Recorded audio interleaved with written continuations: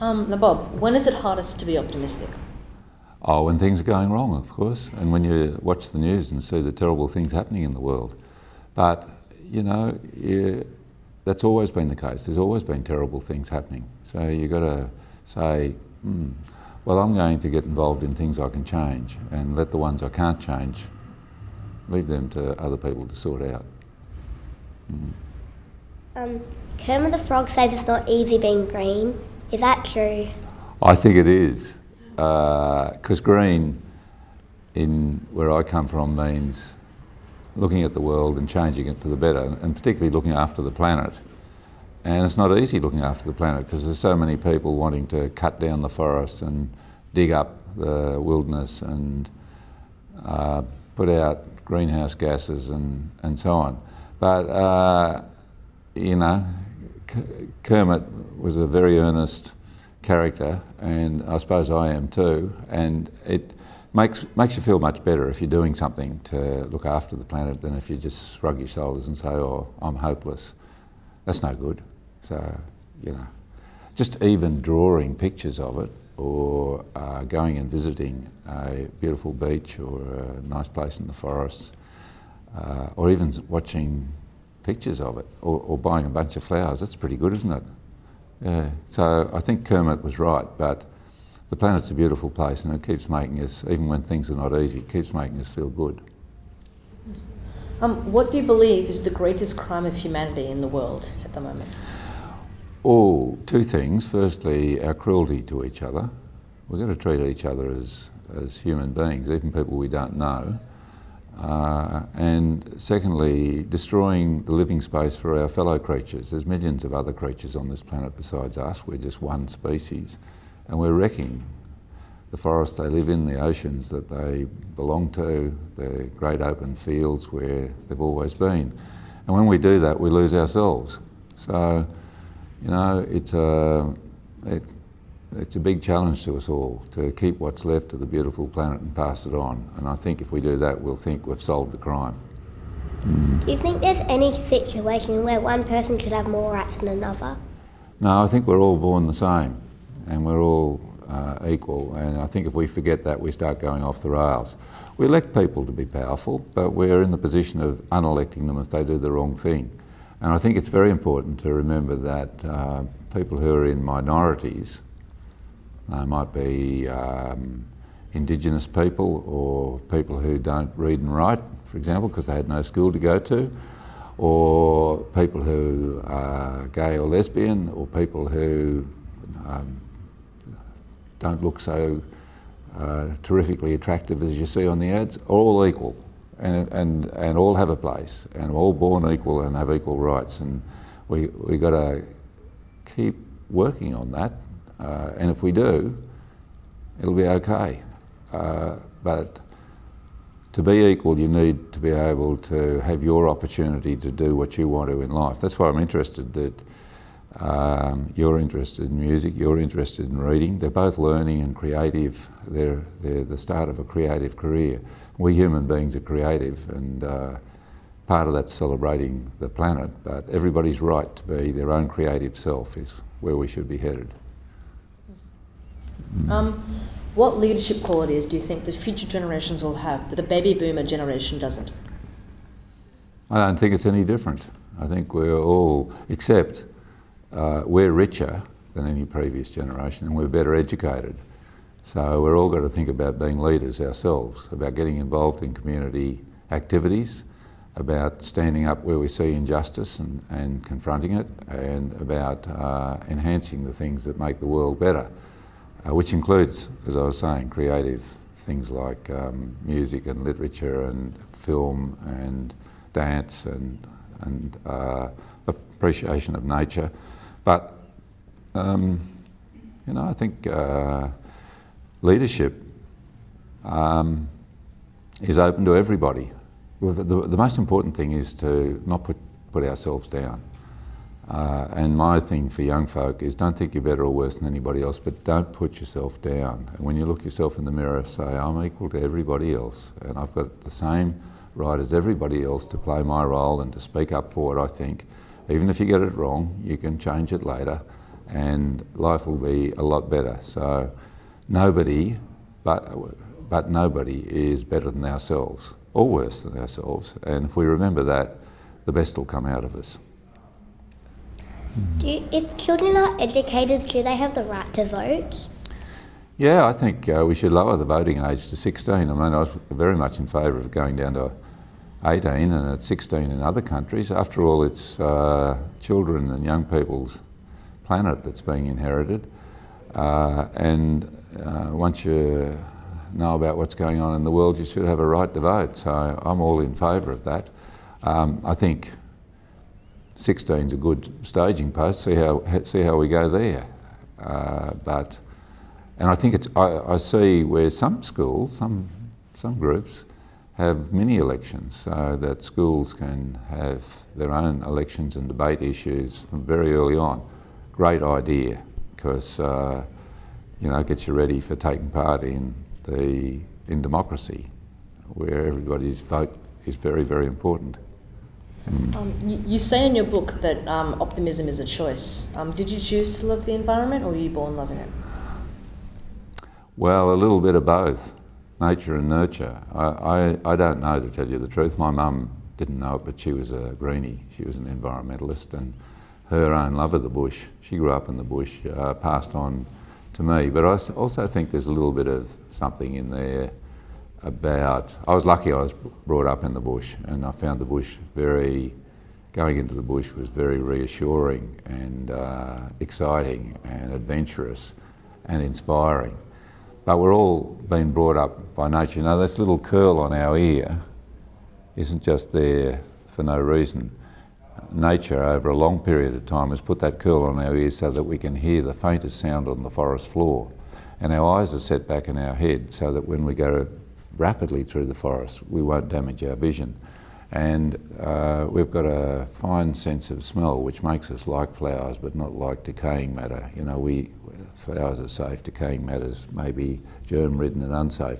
We're being very well honed by nature, both our mind and our body, and we've got to look after nature because that's where we come from, and we need a connection to it if we're going to be whole people. And I'm worried about the loss of nature around the planet and the biosphere that we depend upon. So looking after nature is a pretty important thing because, after all, it looked after us. How do you stand your ground when about what you believe in when public opinion is against you? Oh, I read about other people who did it, like the suffragettes, the women a century ago who stood their ground when it was unpopular. And a lot of other women spat on them and quoted the Bible at them and did all sorts of things, but they stood their ground. And now we take it for granted that women should have an equal vote. Same for the people who fought to get children working out of mines. They died very young, and instead to go to school when they got to the age of 5 or 6. That became a law not too long ago, but people fought very hard, and some of them got hurt trying to make sure that children had a school to go to. And so if you get a bit, if you find you're running into a bit of opposition, go and read about the other folk who've made the world a better place, and you'll find it was the same for them. And then you feel, oh, well, if they could do it, so can I. What do you believe is the best strategy for creating change? Information and talking about it and going out and meeting other people of a like mind. There's there's a famous dictum or rule that it's 5% of the people who change the world for the better, and everybody else follows. And with those things I was just talking about, like women getting the vote, it was much less than 5% of the people who campaigned for it, but its time had come. So I think getting together with like-minded people and setting up a group and then going out and advocating, being sure of your argument and getting other people interested is the best way to change the world for the better. And there's a lot of issues to take on, you know, to help other human beings, to help our fellow species, and to make the world a happier place. Pick the one you like. Don't get dragooned into something that you're not really so keen on, even though you can see it's a good cause. Pick one that you really want to be involved in, that you can make films about, or that you can study up and read about and write about. Use your own talent in a cause that you pick, and you'll go much better. Is optimism something that can be learned, or is it just a part of who you are from the beginning? No, it's something we have to choose, because you can be pessimistic. You know, you can feel, oh, it's all too bad, and I'm really. It's fair enough to be pessimistic, because the world looks pretty scary and tough at times. But being optimistic is, when you get to practice it, it's our right to feel good about what we can change and to get stuck into it, and you start feeling optimistic about things and mixing with optimistic people helps. But it's just much happier. Being pessimistic is sad, being optimistic is happy. It doesn't mean you can press a button and move from one to the other, but optimism needs working on, seeing what's good in things, seeing what can be changed for the better in things, and letting the things that are bad and that you can't help, as I say, let them go. Get on with the things that you can. And optimistic people make the world a much better place. How much of a role do you think humans play in the destruction of the environment? Well, I don't know of anything else that's destroying the environment. It's just us.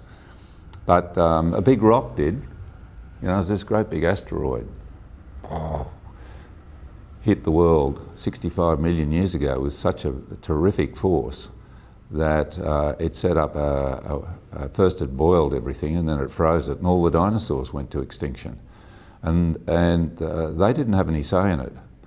But at the moment we're heating the world slowly, and we're destroying the habitat of other species, and we're seeing the greatest rate of loss of wildlife and plant life ever since the dinosaurs 65 million years ago. But this time we know what's causing it. It's us, and we know what can cure it. Us. So just working to stop this destruction and turn it around is a big challenge for the generations of this century. Dinosaurs, you know, had no say in their destruction. We've got every say in making sure we keep this planet beautiful, livable, and happy into the future. And it's a good cause to be involved with. I know it makes me happy working on that. How much optimism is too much optimism? Oh, I don't think there's too much. You can be, they call it pie-eyed optimism. That's as you can be just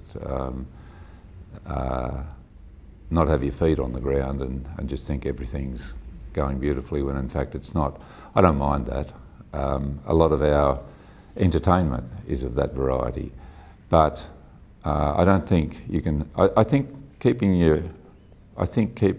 alive your recognition that optimism of itself doesn't fix things. It's the action that comes out of it that's important. So maybe that's the answer to your question. Optimism that doesn't lead to action is a little bit of self-indulgent. Optimism that leads to action to make the world a better place, that's the right level. Is mandatory voting a good thing if uninformed adults are voting? Yeah, I think so. I think we have to wear seatbelts, and we can't stray over the wrong side of the road. So we should have a say in how our society works. It's a responsibility. Mind you, you don't have to vote, Max. You can go to the polling booth and get your voting paper and scribble all over it, or write Santa Claus has got whiskers on it and put it in or you can put it in the bin. So it's a myth that you have to vote. You have to take a voting card. I think you should make up your mind who's the best or the worst of a bad lot and vote for somebody. But if you don't want to, you don't have to. You just got to go to the polling booth and show that, like everybody else, you're taking the responsibility of making a decision. And if your decision is not to vote, so be it. What inspired you to propose a global parliament? Oh, democracy. Because, you know, we think we're one of the world's oldest continuous democracies in Australia, and it's the best way for humans to work out their decisions. Everybody's got an equal say. So everybody in the world, because of computers and internet, knows what everybody else in the rest of the world's doing, and we're all sharing this little planet. And we have a right to all have a say in its future. And so democracy globally is very important. And if we don't have democracy based on everybody having a vote, we leave it to dictators or armaments manufacturers or people like the Saudi royal family or the People's Liberation Army or the big corporations like News Corporation to run the world. I think it's much fairer if everybody has a say, and that means democracy and it means a global parliament.